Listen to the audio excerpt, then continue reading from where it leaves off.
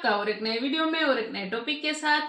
Maldives India conflict explain, Maldives का भारतीय इतिहास, नरेंद्र मोदी, लक्षद्वीप, आरजे रौनक की चैनल की ओर से वीडियो है। चलिए दोस्तों, डायरेक्टली स्टार्ट ही करते हैं वीडियो। आरजे रौनक जी का वीडियो और मालदीव के बारे में आजकल पूरी जानकारी मिलेगी। पूरी जानकारी तो मिलेगी और अभी वायरल भी वही है न्यूज में, तो ये वीडियो हम आपके लिए लेके आए हैं। तो चलिए दोस्तों स्टार्ट करते हैं। और उसके पहले सर एक रिक्वेस्ट करना चाहेंगे, मैडम जल्दबाजी मत किया करो। चैनल पे पहली बार आए हो और सब्सक्राइब नहीं किया तो सब्सक्राइब जरूर से कर दीजिएगा। और वीडियो अच्छा लगे तो लाइक शेयर जरूर से कीजिएगा जी और दोस्तों, कमेंट भी कीजिएगा। बिल्कुल, मैडम ने बोल दिया तो कर दीजिएगा यार। उसकी एक थोड़ी बहुत इच्छा है तो आप मान लीजिए और लाइक शेयर और कमेंट कर दीजिए। चलिए स्टार्ट करते हैं। तो दोस्तों हुआ ये कि मोदी जी ने डुबकी तो लगाई थी लक्षद्वीप में और डूब गया है मालदीव। इसीलिए तो हम कहते हैं वाह मोदी जी, वाह वाह। मालदीव के 3 छपरी नेता तो भारत और मोदी जी को उल्टा सीधा बोलकर निपट गए, निकल गए।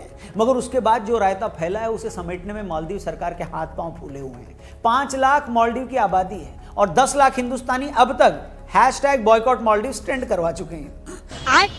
जिस दौरान मैं ये वीडियो बना रहा हूं, एक रिपोर्ट है, कंफर्म तो नहीं करता हूं, लेकिन उस रिपोर्ट के मुताबिक 8000 लोग मालदीव के लिए अपनी होटल बुकिंग कैंसिल करवा चुके हैं और 2500 फ्लाइट टिकट्स भी कैंसिल हो चुकी हैं। इस बीच जो लोग ऋषिकेश भी यूपी रोडवेज की बस पर लटक कर जाते थे, उन्होंने भी इस मौके का फायदा उठाकर फेसबुक पर ऐलान कर दिया है कि उन्होंने भी अपना मालदीव का ट्रिप कैंसिल कर दिया है। अब आए ना लाइन पे। कुल मिलाकर आलम यह है कि सचिन तेंदुलकर से लेकर सलमान खान तक, अक्षय कुमार से लेकर श्रद्धा कपूर तक, हार्दिक पांड्या से लेकर जॉन अब्राहम तक, क्रिकेट और बॉलीवुड की तमाम हस्तियों ने खुलकर लक्षद्वीप के सपोर्ट में वो लोग आए हैं। ताज ग्रुप जल्द ही वहां पर 2 वर्ल्ड क्लास होटल बनाने वाला है। लक्षद्वीप के एयरपोर्ट का भी जल्द ही कायाकल्प होने वाला है। मगर सवाल यह है कि मालदीव और भारत के बीच ये कलेश आखिर मचा ही क्यों? आखिर क्यों एशिया का सबसे छोटा देश भारत के खिलाफ उड़ता तीर ले रहा है? क्या मोदी जी का लक्षद्वीप जाना सिर्फ इत्तेफाक था? और सबसे बड़ी बात, हमने क्यों अपने थंबनेल में लिखा है कि एहसान फरामोश मालदीव? तो आइए आज के इस वीडियो में हम इन सारे मुद्दों पर बात करें। मगर उससे पहले मैं आप सबसे विनती करूंगा कि इस वीडियो को ध्यान से देखिए, एंड तक पूरा देखिए, क्योंकि हम इस वीडियो में कुछ ऐसी बातें आपको बताने वाले हैं जो शायद आप नहीं जानते होंगे। हम क्या, शायद मालदीव के लोग भी न जानते हो। तो आइए शुरू करते हैं। वीडियो पसंद आए तो प्लीज इसे दबा के अपने दोस्तों, यारों, रिश्तेदारों से शेयर जरूर करिएगा। नमस्ते एंड वेलकम। दोस्तों, इससे पहले कि हम आपको यह समझाएं कि हम मालदीव को एहसान फरामोश क्यों कह रहे हैं, उससे पहले आपको थोड़ा सा बैकग्राउंडर दे देते हैं। हुआ ये कि आज से तकरीबन 2 महीने पहले 17 नवंबर 2023 को मोहम्मद मोइजू मालदीव के 8वें राष्ट्रपति बने। मोइजू की पीपल नेशनल कांग्रेस ने अपना पूरा इलेक्शन भारत विरोध सेंटीमेंट पर लड़ा था। मालदीव और भारत के रिश्ते हमेशा से बड़े अच्छे रहे। मालदीव के पिछले राष्ट्रपति इब्राहिम मोहम्मद साली भी भारत के सपोर्टर थे। मगर मोइजू की पीपल नेशनल कांग्रेस पिछले काफी टाइम से मालदीव में भारत के खिलाफ माहौल बना रही थी। मोइजू ने अपने इलेक्शन कैंपेन तक में यह बोला था कि अगर वो प्रेसिडेंट बने तो मालदीव में मौजूद भारतीय सैनिकों को देश से बाहर निकाल देंगे। आज तक मालदीव का हर नया राष्ट्रपति सबसे पहला दौरा भारत का ही करता था। मगर मोइजू पहले टर्की गए, फिर एक दिन पहले ही वो चीन के दौरे पर गए। कुछ लोगों का कहना है कि मोइजू या मालदीव की इस नई सरकार के भारत विरोधी रवैये के पीछे चाइना का हाथ है। जो दर्शक नहीं जानते उन्हें बता दें कि पिछले कुछ सालों में चीन ने मालदीव को सैकड़ों करोड़ डॉलर का कर्जा दिया है। चीन ने 20 करोड़ डॉलर लगाकर मालदीव की राजधानी माले से मालदीव के दूसरे आइलैंड हुले माले तक 2 किलोमीटर लंबा एक पुल भी बनाया था। जैसा कि सभी जानते हैं, चीन की फॉरेन पॉलिसी का एक हिस्सा यह भी है कि हर छोटे देश को पहले कर्जा देकर अपने जाल में फंसाओ और जब उस देश को यह लगे कि वो कर्जा नहीं चुका सकता तो फिर अपनी मर्जी से उस देश की फॉरेन पॉलिसी चेंज करवा दो। पिछले काफी समय से चीन हिंद महासागर वाले एरिया में दखल अंदाजी करने की भी कोशिश कर रहा है। चीन की कोशिश है कि श्रीलंका और मालदीव के साथ अपने संबंधों का फायदा उठाकर इस इलाके में भारत का दबदबा कम किया जाए। मालदीव में भी कुछ विपक्षी पार्टियों को जब यह समझ में आ गया कि वो चीन से लिया अरबों डॉलर का कर्जा नहीं चुका सकते, तो वो इस तरह से भारत विरोध की पॉलिसी पर चलना ही उनकी मजबूरी हो गई। मालदीव के मौजूदा राष्ट्रपति मोइजू और इन्हीं की पार्टी के पूर्व नेता अब्दुल्ला यामीन, जिन्हें भ्रष्टाचार के मामले में दोषी साबित होने पर 11 साल की सजा मिली थी, वो भी भारत के खिलाफ इसी तरह का जहर उगलते रहे हैं। इसलिए राष्ट्रपति बनने के बाद मोइजू का भारतीय फौज को मालदीव से जाने के लिए कहना, फिर अपनी पहली ऑफिशियल विजिट पर भारत न आकर चाइना चले जाना, उनकी सरकार के 3 मंत्रियों का खुलेआम ट्विटर पर भारतीय प्रधानमंत्री को गाली देना, उनकी इसी जहरीली सोच का नतीजा है। मगर जैसा कि कहते हैं ना, हाथी के दांत खाने के कुछ और दिखाने के कुछ और, इन 3 मंत्रियों ने भी चौड़े होकर जोश जोश में भारत और मोदी जी के खिलाफ बोल तो दिया, मगर मालदीव की सरकार को 10 मिनट में समझ में आ गया कि ये तो हमने उड़ता तीर ले लिया है। अरे भैया कर्जा भले ही तुमने चीन से लिया है, मगर मालदीव का टूरिज्म चल तो भारतीयों के भरोसे रहा है। अकेले साल 2023 में 2.5 लाख से ज्यादा भारतीय टूरिस्ट मालदीव गए हैं। हर साल मालदीव आने वाले टूरिस्टों में सबसे ज्यादा टूरिस्ट भी भारतीय ही होते हैं। यहां तक कि मालदीव देश भी भारत से गए डॉक्टरों और टीचर्स के भरोसे चल रहा है। वहां पर भारत की मदद से करोड़ों डॉलर की योजनाएं चल रही है। भारत सरकार ने 2 साल पहले मालदीव के 61 द्वीपों के लिए फिटनेस इक्विपमेंट भी दिए। कोविड के टाइम पर जब टूरिज्म बंद हो गया तो मालदीव के बुरे हालात थे, तब भारत ने 25 करोड़ डॉलर की उनको मदद की थी। और तो छोड़ो, अभी 5 जनवरी को ही वहां के एक प्लांट में आग लगने से पूरे देश में पीने के पानी का संकट पैदा हो गया था और अगले ही दिन भारत सरकार ने वहां पानी पहुंचाया। मतलब आप सिर्फ इस घटना से मालदीव की हैसियत का अंदाजा लगाइए। मतलब जो देश पीने के पानी तक के लिए भारत पर इस हद तक निर्भर है, वहां के कुछ छपरी मंत्री सोशल मीडिया पर भारतीय प्रधानमंत्री को गाली दे रहे हैं। इससे ज्यादा कम अकली कुछ और हो सकती है क्या? बताइए। हेलो, अब आते हैं एहसान फरामोशी वाली बात। ये मोइजू और उनके छपरी मंत्री जो आज भारत को गाली दे रहे हैं, क्या उन्हें नहीं पता कि अगर भारत ना होता तो मालदीव में लोकतंत्र ही ना होता और न ही वहां के नेता बचते?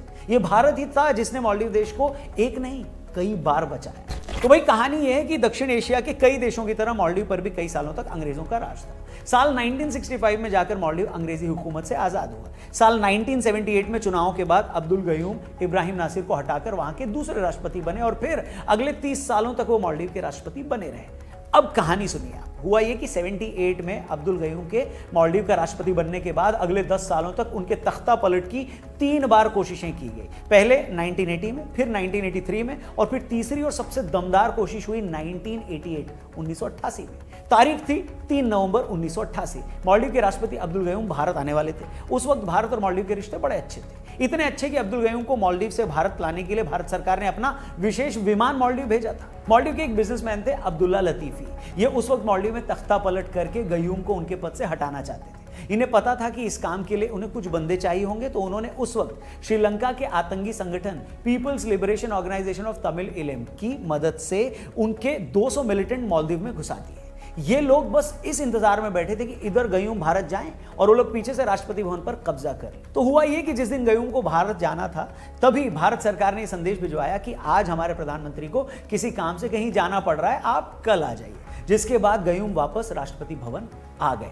मगर अब्दुल्ला लतीफी के आतंकियों ने कब्जा करने का अपना प्लान नहीं बदला और मालदीव के रेडियो स्टेशन, टीवी स्टेशन, वहां की सरकारी बिल्डिंगों और एयरपोर्ट पर कब्जा कर लिया।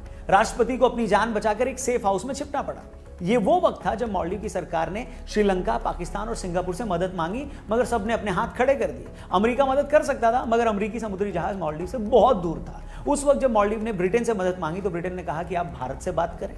मतलब ऐसे वक्त में जब पूरी दुनिया ने मालदीव की मदद करने से पीछे हट गई, पूरी दुनिया, उन्होंने हाथ खड़े कर दिए, उस वक्त मालदीव की सरकार ने भारत से मदद मांगी। और आपको जानकर हैरानी होगी कि मालदीव से मदद मांगने के सिर्फ 10 घंटे के अंदर भारत के पैरा कमांडोज मालदीव पहुंच चुके थे। भारतीय फौज ने पता लगाया कि मालदीव के एक आइलैंड पर अभी कोई नहीं है, तो चंद ही घंटों में भारतीय वायुसेना ने अपने पैरा कमांडोज को वहां पर लैंड करवाया। उसके बाद इन लोगों ने माले पर धावा बोला। भारतीय कमांडोज के वहां पहुंचते ही सारे आतंकी पहली फुर्सत में वहां से भागने लगे।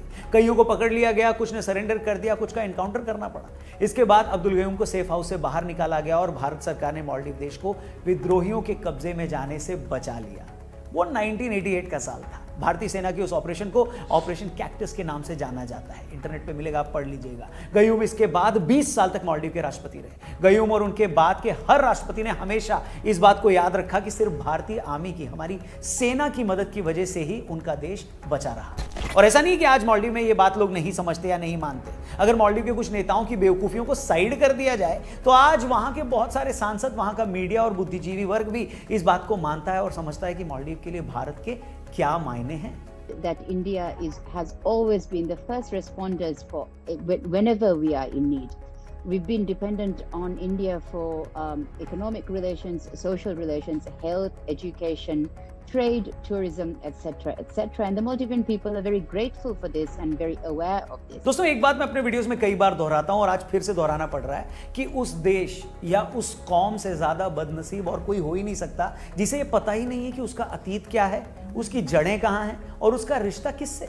जब बांग्लादेश के कुछ क्रिकेट फैंस भारत की वर्ल्ड कप हार पर बांग्ला भाषा में भारत को गाली देते हैं तो हमें उन्हें उनकी पहचान बतानी पड़ती है। पाकिस्तान के लोग अपनी भारतीय पहचान को झुठलाकर जब दिन रात भारत को गाली देते हैं और खुद को अरब मानते हैं तो हमें उन्हें उनका अतीत बताना पड़ता है। और मालदीव के कुछ कट्टर इस्लामिक नेता जो आज भारत को गाली दे रहे हैं तो हमें भी उन्हें बताना पड़ रहा है फिर से कि भैया अपना थोड़ा सा अतीत जान लो कि कहां से बचे हो, किसने बचाया है। मालदीव का 1000 सालों का बौद्ध इतिहास और उससे पहले का हिंदू इतिहास छोड़िए भैया, मालदीव शब्द तो खुद संस्कृत भाषा के माला और द्वीप से बना हुआ है, जिसका मतलब होता है द्वीपों की माला, यानी गार्लैंड ऑफ आइलैंड्स। और ये मैं या कोई और भारतीय नहीं बल्कि कोलंबी कॉलेज में इकोनॉमिक्स के प्रोफेसर है जॉन हॉगनडॉन ने कहा है कि मालदीव शब्द संस्कृत के माला द्वीप शब्द से बना है, जिसका मतलब होता है गार्लैंड ऑफ आइलैंड्स, और वैदिक समय से इसका यही नाम है। और छोड़िए, मालदीव के लोगों को धीवेहीन कहा जाता है, जो कि धीब या दीब से बना है, और ये दीब भी संस्कृत के द्वीप से निकला है। और एक आखिरी सच, 17वीं शताब्दी में छपी किताब अल्लामा शिहाब अल दीन के मुताबिक मालदीव क्षेत्र में आकर बसने वाले लोग पहले भारत के कालीबंगा से थे, और बहुत से इतिहासकार भी ये मानते हैं कि मालदीव में बसने वाला पहला शख्स भारत के गुजरात से था। तो भाई लोगों, ये है मालदीव की असली पहचान, जिसका नाम भी भारतीय भाषा से निकला है, जिसके पूर्वज भी भारतीय थे, जिसका हजारों सालों का अतीत भी बौद्ध और हिंदू धर्म का रहा है। इस मालदीव के कुछ नासमझ लोग अपनी अज्ञानता और कट्टर सोच की वजह से इस हजारों सालों के संबंध और पहचान को कलंकित कर रहे हैं। नहीं, और जैसा कि मैंने कहा, यह समस्या सिर्फ मालदीव की नहीं है, यही प्रॉब्लम बांग्लादेश की भी है, पाकिस्तान की भी है। एक तरफ दुनिया आज भारतीय संस्कृति और परंपरा की दीवानी हो रही है, और जो लोग सच में इस परंपरा से आते हैं वो ही अपनी अज्ञानता और मजहबी कट्टरता की वजह से इसके सबसे बड़े दुश्मन बन बैठे। और जैसा कि कहते हैं, कोई भी इंसान तब तक ये तय नहीं कर सकता कि उसे जाना कहां है जब तक उसे ये ना पता हो कि वो आया कहां से। शायद इसके बाद और कुछ कहने की जरूरत नहीं। और हाँ, एक आखिरी बात, जिस मालदीव और लक्षद्वीप की आज तुलना हो रही है, उस लक्षद्वीप का नाम भी संस्कृत के लक्सा और द्वीप शब्द से बना है, जिसका मतलब होता है 100,000 आइलैंड। मतलब मालदीव और लक्षद्वीप भले अलग अलग हो, मगर दोनों के नाम का जन्म संस्कृत भाषा से ही हुआ है। उम्मीद करते हैं इस सब्जेक्ट पर बनाई हमारी ये वीडियो आपको अच्छी लगी हो, पसंद आई हो तो प्लीज इसे और भी लोगों तक पहुंचाइएगा, जरूर शेयर करिएगा। आपका हर एक शेयर हमारे लिए इंपॉर्टेंट है। जाने से पहले वीडियो को भी जरूर लाइक करिएगा। और हाँ, अयोध्या में होने वाले प्रभु श्री राम के मंदिर की प्राण प्रतिष्ठा को लेकर भी हम लगातार आप तक अपनी स्पेशल स्टोरीज पहुंचाते रहेंगे। अयोध्या या किसी भी विषय पर अगर आप कोई स्पेशल वीडियो देखना चाहते हैं। थैंक यू दोस्तों, वीडियो को यहाँ तक देखने के लिए। जैसे हम पाकिस्तान को कहते हैं ना बेटा बाप बाप होता है, वैसे ही मालदीव भाई हाँ। जिस दिन बाप है ना उसके हाथ की उंगली बेटे के हाथ से निकाल लेता है ना, तब बेटे का हाथ और कोई नहीं पकड़ सकता, बाप ही पकड़ता है या तो माँ पकड़ सकती है। और ये जो पूरा इतिहास है मालदीव, बांग्लादेश, पाकिस्तान, अफगानिस्तान, इन सब को भारत, आप पूरी हिस्ट्री में जाओगे ना तो मूल स्थान जो निकलेगा वो निकलेगा भारत। ठीक है। और मालदीव का जो रिश्ता है बहुत पुराना, वो है गुजरात। मालदीव एक टापू था और उस टापू पे कोई इंसान नहीं रहता था, कोई इंसान नहीं था, और मालदीव को मालदीव बनाने वाला ही गुजराती था। ठीक है। और उसके बाद ये सारी मतलब पीढ़ी दर पीढ़ी सब कुछ बढ़ता गया, उसको करीबन 1000 साल हो चुके होंगे। उस हिस्ट्री पढ़नी बहुत जरूरी है। और अभी जो वहाँ पे जो ये यंगस्टर नेता जो मिनिस्टर बने हैं ना, पता नहीं कितना पढ़ा होगा, ये तो हम नहीं जानते, लेकिन उसको पढ़ाने वाले भी इंडियन ही होंगे, ये मैं पक्के दावे के साथ बोल सकता हूँ। मतलब हेल्थ सेक्टर और मतलब जितना भी टीचर पढ़ा, वाले एजुकेशन भी इंडिया ने ही दिया है, सब कुछ इंडिया ने ही दिया है, चला रहा है बिल्कुल सब। हमें कभी नहीं माना था भारतीय हमें भी जब हम पढ़ते थे तब मालदीव का जिक्र होता था, और हम उसको हमारा पार्ट ही समझते थे। हमने कभी नहीं बोला कि मालदीव अलग से कंट्री है। मालदीव ये बोलते हैं कि अब तक बोलते ये भारत का ही भाग है, ऐसा ही बोलते थे लोग। ठीक है। क्योंकि जब भी उन्होंने हेल्प मांगी है, खास करके सुनामी के टाइम भाई, उस टाइम भी सब कोई किसी मालदीव की कौन हेल्प कर सकता है, कोई कोई कंट्री इसीलिए नहीं कर सकता है, रीजन यही है, एक तो छोटा कंट्री है, उसके साथ बिजनेस के ट्रेड वगैरह ये सब कुछ प्रॉफिटेबल नहीं होता है, तो कोई कंट्री इतना ध्यान नहीं देते जो ऑलरेडी विकसित कंट्री है। और इंडिया जो है, इंडिया तो हेल्प करता ही करता है। ठीक है। क्योंकि ब्लड तो इंडिया का ही है ना, वहां पे जो लोग रहेंगे उनमें से आधे से ज्यादा इंडियन ही थे पहले भी। और बात रही जिक्र जो यहाँ पे मोदी जी का हुआ, वो मोदी जी जहाँ पे लक्षद्वीप टापू पे गए थे, वो तो देखो लक्षद्वीप वाला तो जो बात है ना, वो कहीं एक मन की बात रेडियो में मोदी जी ने जिक्र किया था जब ये शादी का सीजन स्टार्ट हुआ था, नवंबर दिसंबर की मैं बात कर रहा हूँ, दिवाली के कुछ समय पहले की मैं बात कर रहा हूँ। तब मन की बात में मोदी जी ने जिक्र किया था कि भाई हम जो डेस्टिनेशन वेडिंग कर रहे हैं, इतना पैसा खर्च कर रहे हैं, जैसे कि मालदीव कंट्री हो गया और भी बहुत सारे बड़े कंट्री में जाके हम खर्च कर रहे हैं, तो हमारे पास ऑप्शन है, जैसे कि लक्षद्वीप हो गया, जम्मू एंड कश्मीर हो गया, और भी राजस्थान बताया था, इस 2-3 स्टेट के बारे में बात की थी।